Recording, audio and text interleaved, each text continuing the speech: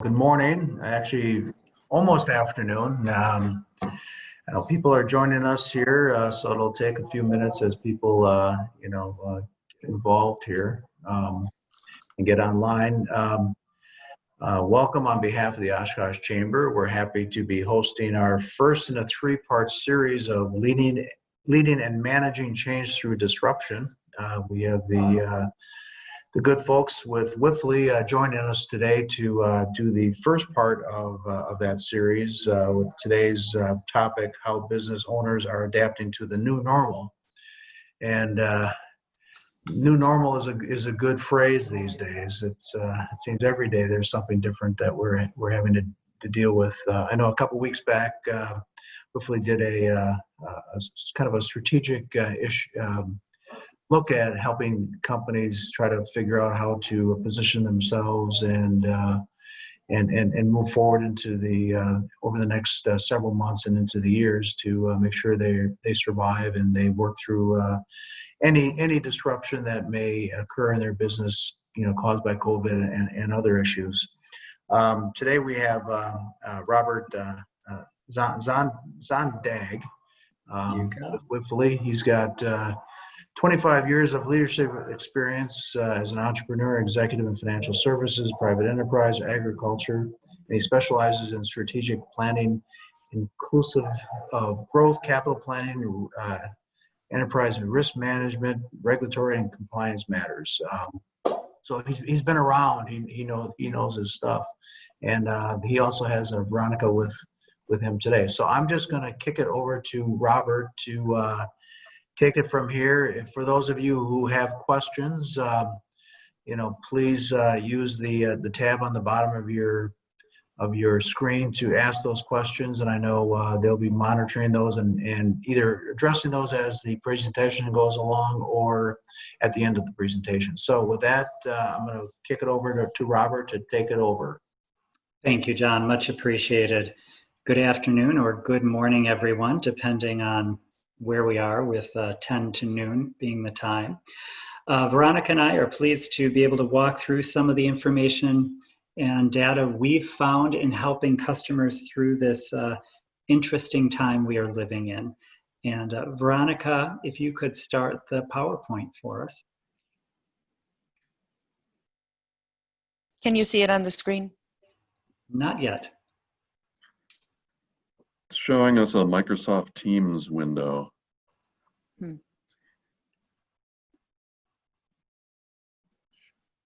So probably click on stop share and then try starting it up again and see if it works the second time.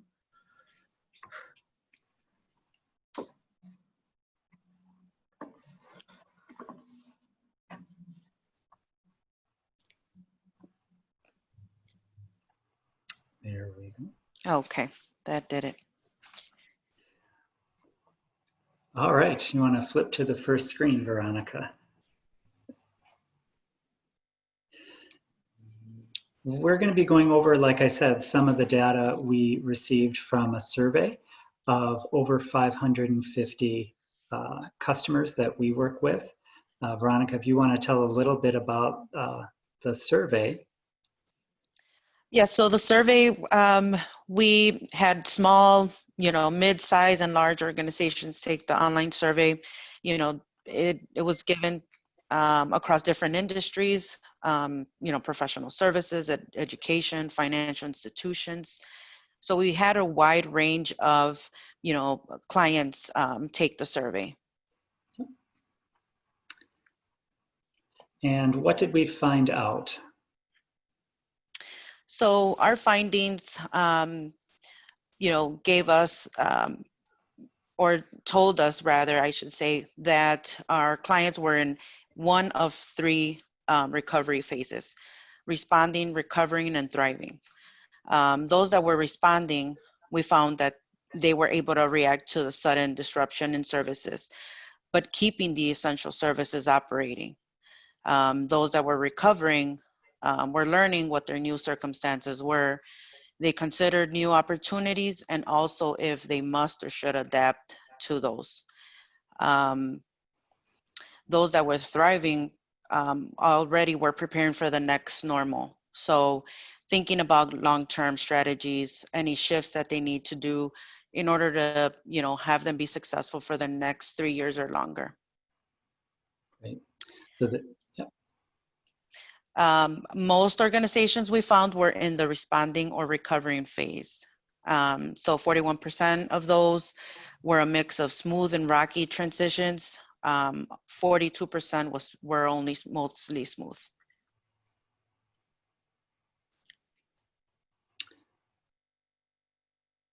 so What we found also was that 49%, which is the majority, have already realized some opportunities, some new opportunities that they, can get into.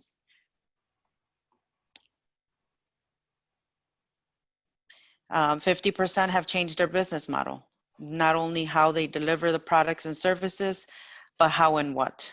1/3 of them made significant changes already. And then changes were equally made to be, or to last them, short term or permanently.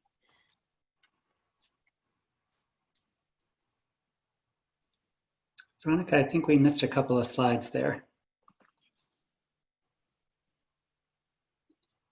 Let's see.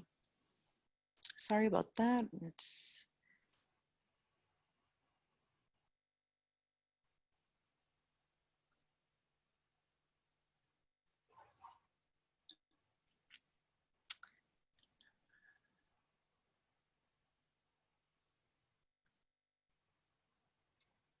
This was the next one. Can you see number 3, the findings? Yep, it should be, the next one would be key lessons from recovering. Let's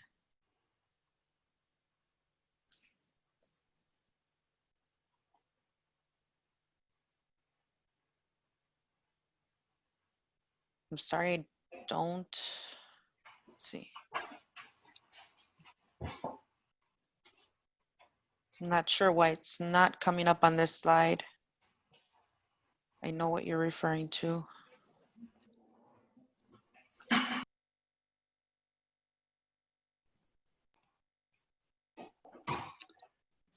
We apologize for the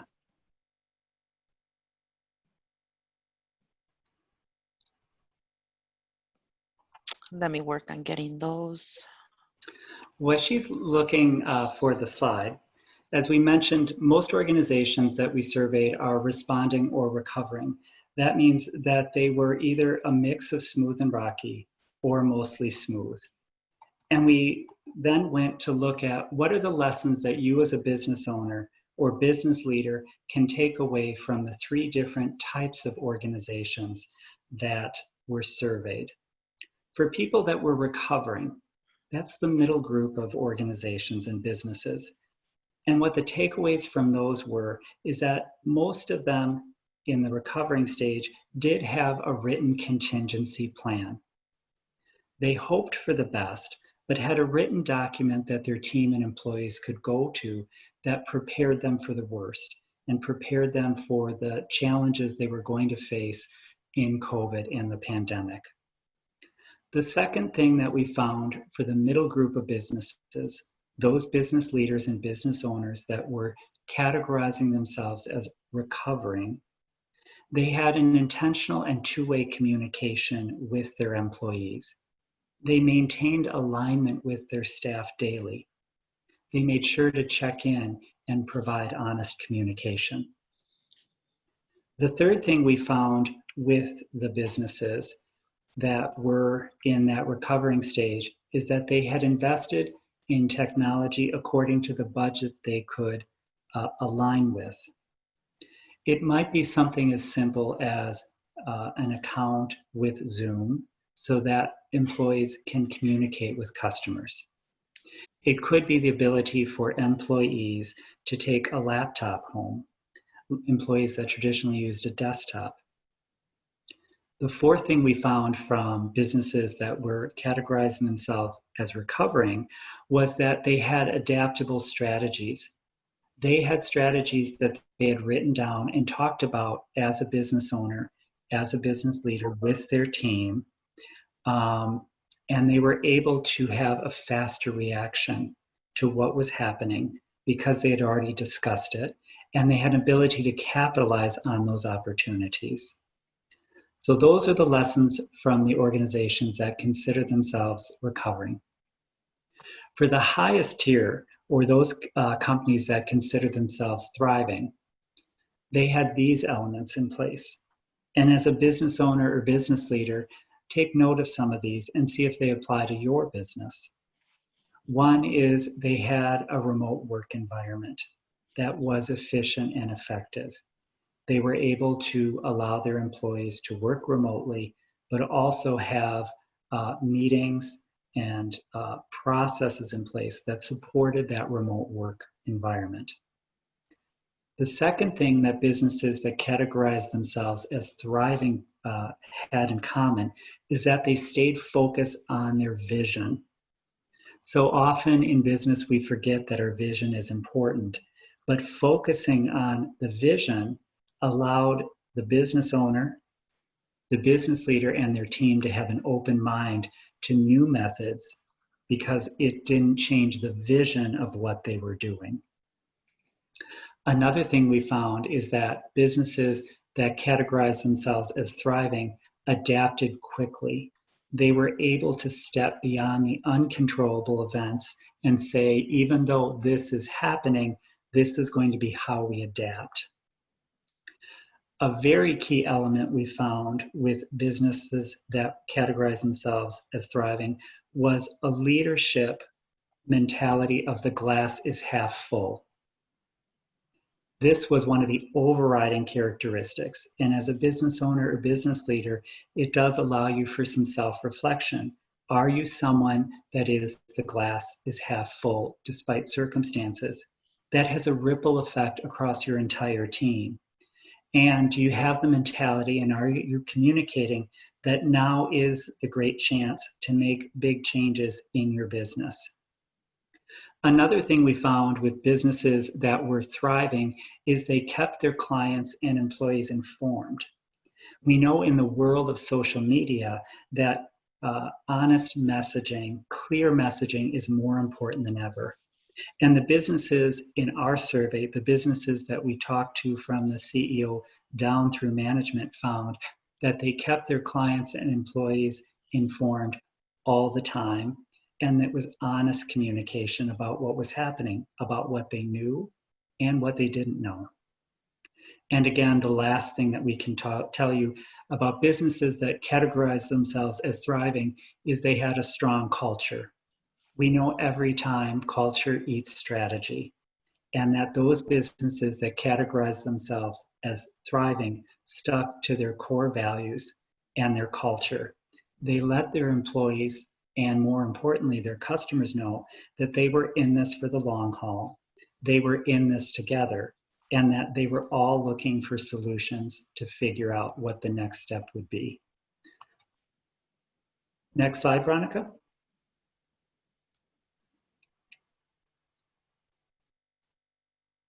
Okay, and can you see my screen now? Yes, ma'am. Okay, perfect. So this is one of the slides, and I apologize for that. We already went over, but again, 49%, which is the majority, have already realized that there are some strategic opportunities. They've identified new opportunities for the future for their business. Yeah, this is really important, relating back to the glass half full mentality. And an example what we're talking about is what Veronica and I just experienced. We had technical difficulties. Are you going to see it as an opportunity to kind of change up and just quickly adapt? Or are you going to see it as a glass half full? Next slide, Veronica. So we talked a little bit about what the companies had in common as far as culture, as far as vision, as far as values. What were some of the opportunities realized by the different categories of companies we've been talking about?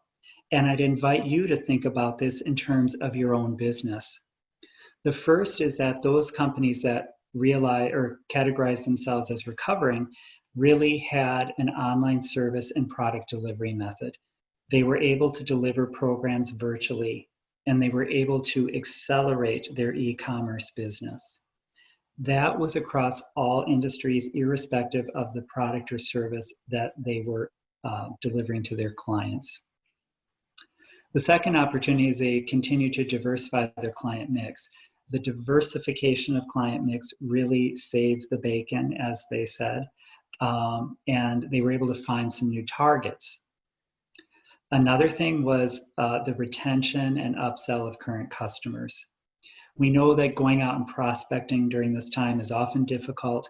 Having online mix and mingles is difficult. So it's really important to focus on customer retention and upselling existing customers, and to have an honest communication plan with your employees about the importance of that customer retention. Another thing we noticed in companies that categorize themselves as recovering is that the business leader or business owner was documenting what processes changed and what became more efficient. There are some things that may be better about your business now than before the pandemic or before COVID. As a leader who sees the world as glass half full and is able to communicate that to your team, this process documentation is really important.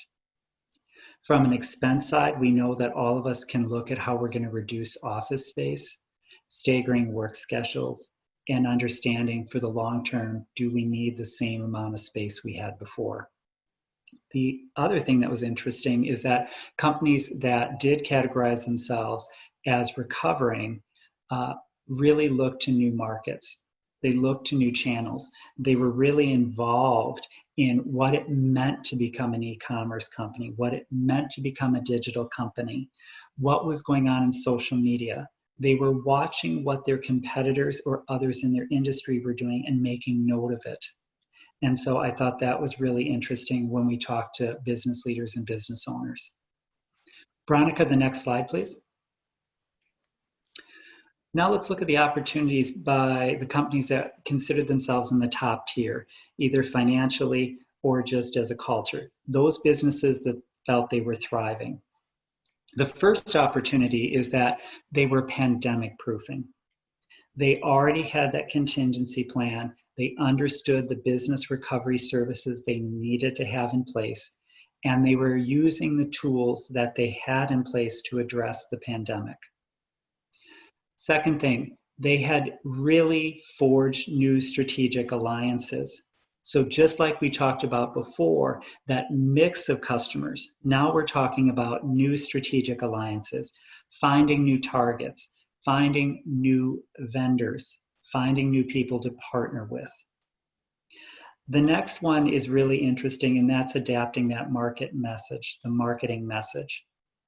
We know branding and social media are more and more important for every business owner, every business, and those companies that categorize themselves as thriving really were learning to adapt their marketing message. They were focusing first on safety, and we've seen that start to translate to stability, and that's communicating with your customers that your business is stable, your business is in this for the long term, and your business, more importantly, understands what the customer is going through and how your business being stable is going to help the customer. Collaboration has become another key adaptive mode for businesses that are thriving. Collaboration among community groups, again, working with your vendors to improve availability. And believe it or not, partnering with other businesses.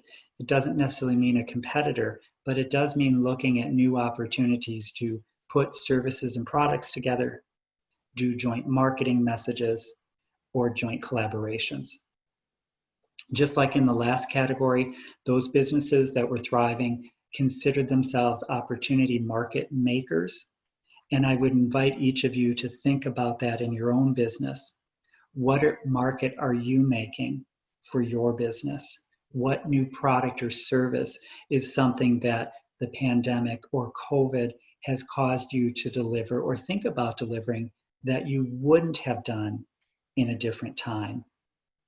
You can be more local. You can look for more customized offerings. An interesting note here is that those businesses that considered themselves thriving also were actually hiring.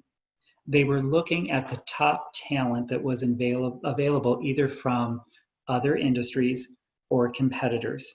And they thought of this as an investment in gaining market share, as an investment in improving their own business model. So that was a consistent theme we heard across that segment of companies. Veronica? Thank you, Robert. And so what we found was that 50% have already changed their business model. So again, they've changed how they deliver their products and services. 50% changed both how and what the business delivers. So they've had to look internally. They've had to adapt to all the changes for safety and, for safety of others. 1/3 made significant changes, and then changes were equally made that were temporary and permanent. Yeah. And I think what's interesting, Veronica, is that blue item right there, 70% who haven't changed do anticipate changing their business model in the next 12 to 18 months. So for those of you listening in, I would just think of your own business. Where are you in this business model?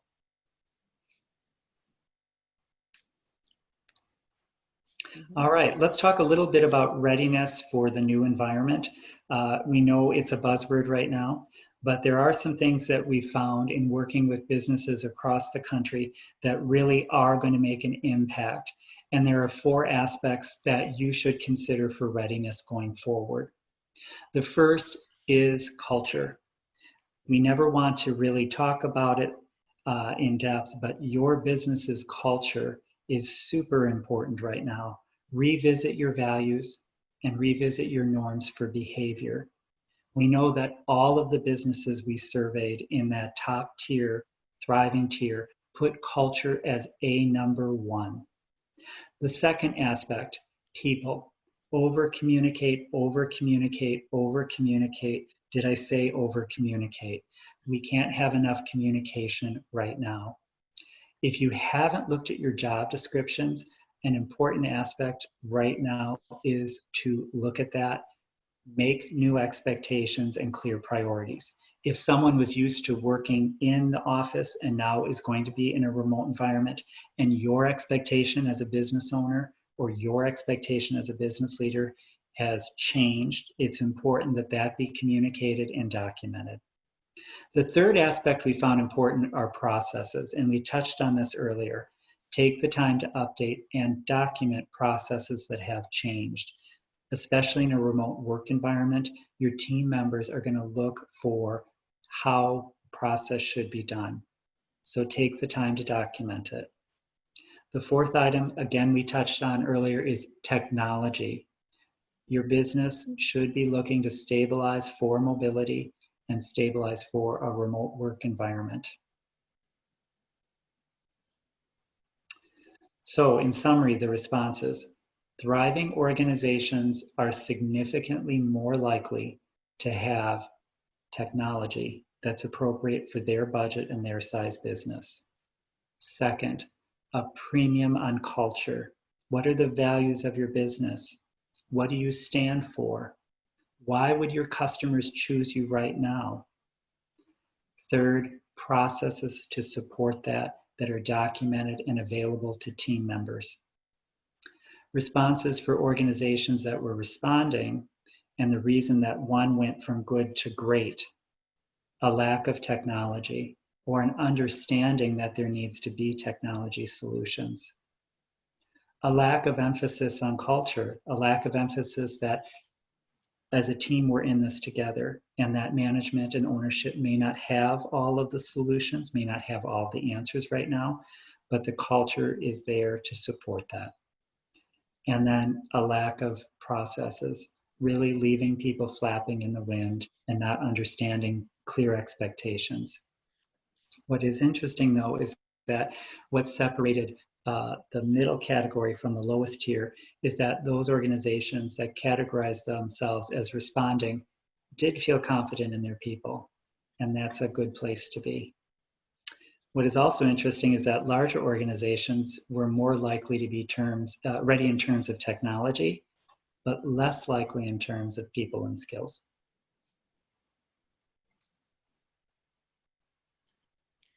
So do you know what strategic shifts are needed? Thriving and recovering organizations, those that are in that phase, are most likely than responding organizations to know exactly what strategic shifts are needed. It is very important. We feel that you have discussions with your team about the shifts, and to determine what shifts are needed and to document those as well. Maybe we'll just take a second here. Does anyone have any questions who's listening? If you do, please put them in the chat, or if you want to ask a question, let us know. We really do want it to be interactive.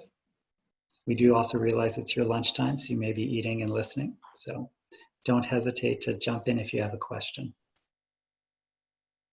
Veronica, maybe the next slide.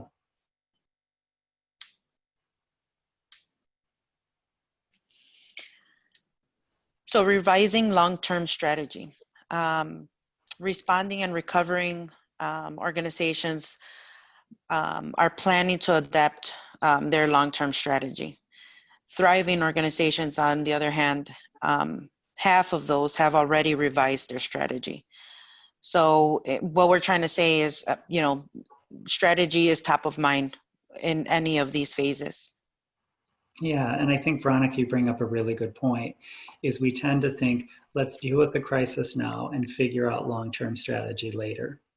And really, again, what moved companies to describe themselves from good to great was that they had already figured out what shifts were needed long-term. And that aligned with their culture, that aligned with their vision, that aligned with their core values. And they were able to communicate with confidence to their team, we got this. We understand that maybe what was the norm before February is now going to be a little different. We have already made the changes. So if you're a business owner or business leader that's really thinking about, how do I bring stability to my team? How do I start to ensure that confidence to my customer base? Really taking the time, even if it's just a couple of hours, to write out that strategy change, to write out, what is shifting, really creates a mindset of you to be able to communicate to your employees. And in turn, that radiates out to your customers. And so, as Veronica pointed out, really taking the time to revise that long-term strategy is key right now, we found, in differentiating where companies feel they are. So when we talk about adapting long-term strategy, let's look at some of the things we've learned from the top performing companies in the survey. 1, ensure your missions and values are communicating a strong sense of purpose. One of the positive things that we can look at in the pandemic is, did you come to market? Did you bring to your customers a strong sense of purpose of why they're doing business with you? Why are they buying your product or service? Why are they choosing you? That should be first and foremost when you think about adapting your long-term strategy. Do you have a mission and vision that you can clearly state to a new person that's coming in to look at your products and services? Do they have that sense of stability with you? Second, determine what temporary ways of working you will make permanent. Who within your organization no longer needs to be on site? What way of process, what way that you've done something maybe is now going to be a permanent way, even though you thought of it as temporary. A third, shift your value proposition to change to what your customer wants, needs, and expects. We've been going along prior to COVID with a set of ideas, with a story of what we think our customers want. What the pandemic allowed top performing companies to do is to really shift their value proposition. Think about, why is someone choosing your business? Why is someone choosing to buy something from you? What is that value proposition? Get that written down and clearly stated. Then your employees and your team knows it, and you can communicate that more effectively in the sales and prospecting process. The last thing is revamp your growth strategy. Where are you playing and how are you going to win? As a business owner, as a business leader, many times our schedules are challenged. We don't have enough time in the day. But it is our role and our responsibility to communicate this to our team if we really do want to win. Where are we playing? And how are we going to win the game? We forget that it needs to leave our mind, get down onto paper or onto the computer, and be pushed out to our team so that they can execute for us. Next up, Veronica. So we talk a little bit about long-term strategy, and oftentimes we think this becomes an overwhelming process, that we have to take a lot of time and that it all has to be done at once. Well, one of the things we can learn from top performing companies is agile planning. Now, many of you probably are familiar with it if you are in some of the industries that use agile planning. If you're not, that's okay. Agile planning is taking a really large project and putting into smaller, bite-sized, more manageable increments.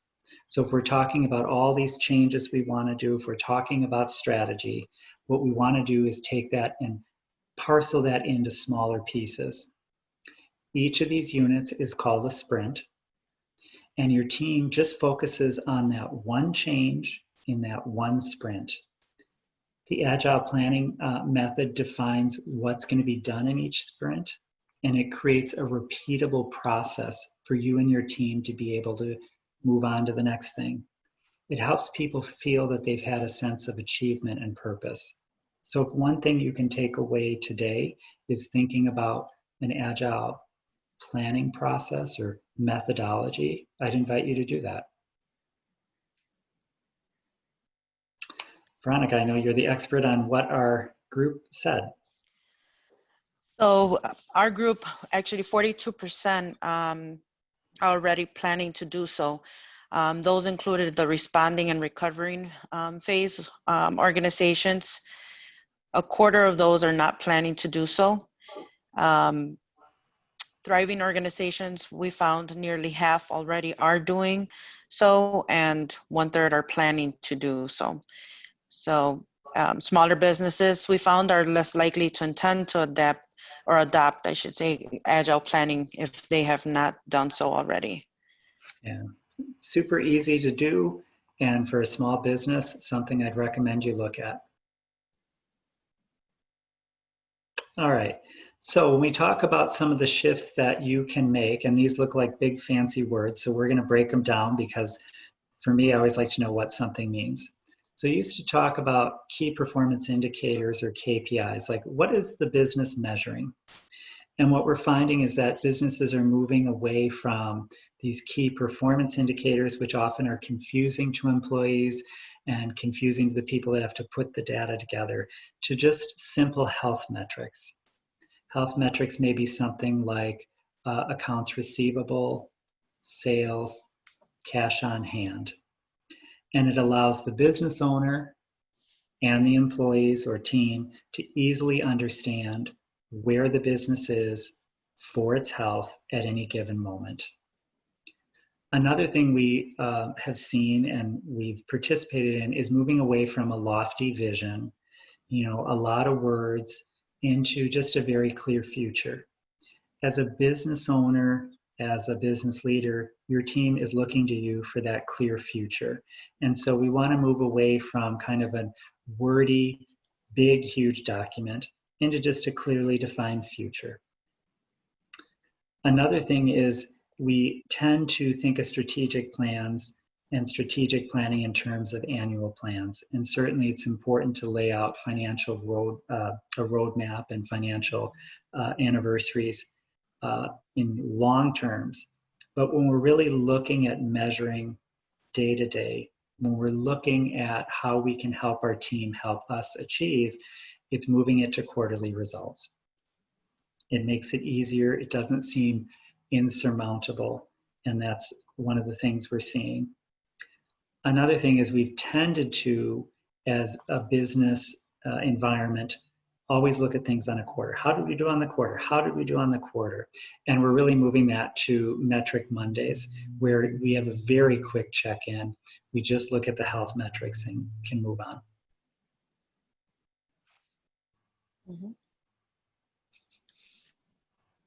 So weekly health checks are simply periodic business checks as a way to spot a problem.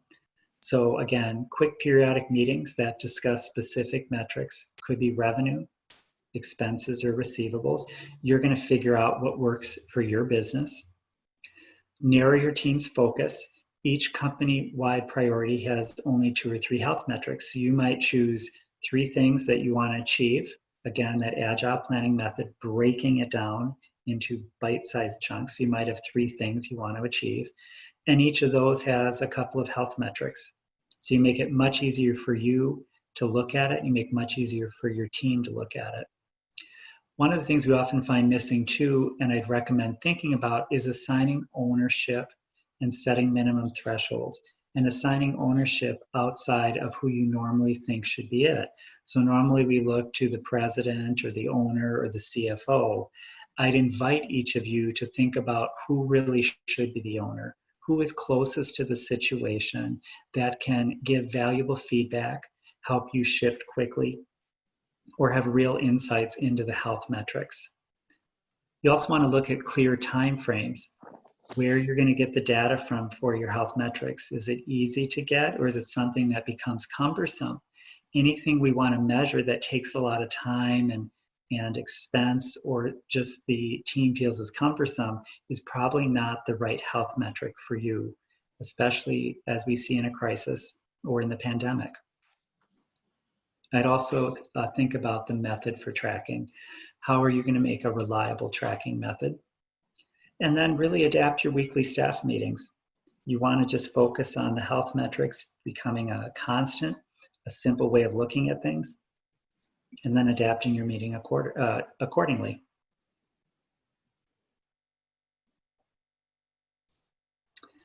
So, Veronica, what did we find with weekly health checks? Weekly health checks, 57% of participants are already doing so.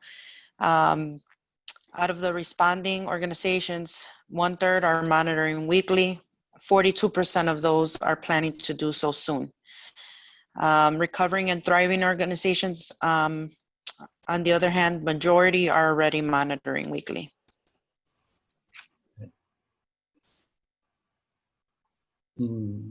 Let's see. We wanted to keep this very appropriate for lunch and certainly invite any questions. But one of the things we are committed to is helping local businesses figure out where they are in the process. So we have put together a business assessment that's completely free. And Veronica, I'll let you talk about it. So we invite everyone to take the business assessment questionnaire that we'll be sending out after our call this afternoon. I'd send you a link via email to take that assessment, answer honestly and openly based on the assessment results. And within the assessment, you can select to set up a one-on-one business review with one of our associates. I'd encourage everyone to take advantage. That would provide lots of valuable information for you as a follow-up to today's call. It includes tips on what to do if you're faced in a situation where you need additional assistance, or your organization that you work for needs additional assistance. So yeah, thank you. Yes. Question came in, are we going to share the presentation? Absolutely, we're happy to share it. We'll work with the chamber on the best way to get that to everyone. And certainly we can also provide it as part of the business assessment. What do we have? Just an overview. We do help with process improvement, organizational transformation, strategic advisory. So that's really why we're keyed in on this here at Wipfli. And next slide, Veronica. Here's our contact information. Please reach out to us with any questions you have. And again, we certainly appreciate John and the Chamber inviting us today. We did not want to make it overly complicated for the lunchtime. And maybe we'll open up to questions. John and team, how you would like to handle that. Okay, I think we had a couple questions that came in. I don't, or were those the ones that you already addressed those. If anybody has any questions, I guess before we sign off here, now is a good time to ask those. If not, you do have their both Robert and Veronica's contact information. You could also reach out to them. I'm sure they'll be happy to assist you in any way they can. So just looking out, doesn't appear that there's any other questions. So Robert and Veronica, thank you for joining us. Very informative, and it's a good basis by which we're jumping off on this this series, which the next one will be on the 20th of October, where we're talking about managing change and innovation and moving from surviving to thriving, which is the key challenge these days. I mean, a lot of people aren't talking about just, getting by. We have to take advantage of opportunities that present themselves as they present themselves. So, certainly stay tuned for that. Come back for the next second part of this series, and we can help you move forward. So in the meantime, again, thanks to the Wipfli folks for joining us again, and we will be looking for everybody on the 20th of October. So with that, thank you, and we're signing off. Thank you, John. Everyone have a great day. John.